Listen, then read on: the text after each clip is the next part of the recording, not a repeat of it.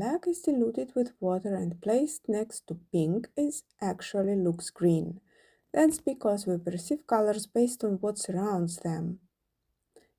If I had placed it next to ochre, it would have looked slightly bluish instead. So, we'll start with a limited palette. For this sketch, I'm using a cold pink, a red, and one of other colors that I'll bring in later. Now, in theory, we should forget about leaves, flowers, or the vase. What matters at this stage is light and shadow. But because our eyes notice subtle chromatic differences, especially in greens, we won't make everything black.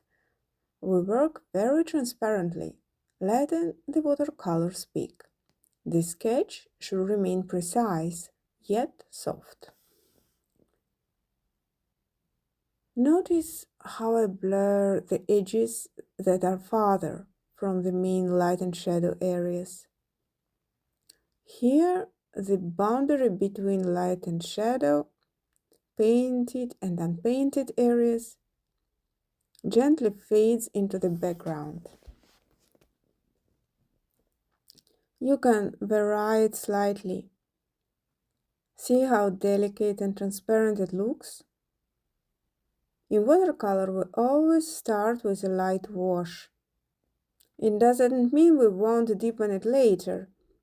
During the process, highlights start to emerge naturally.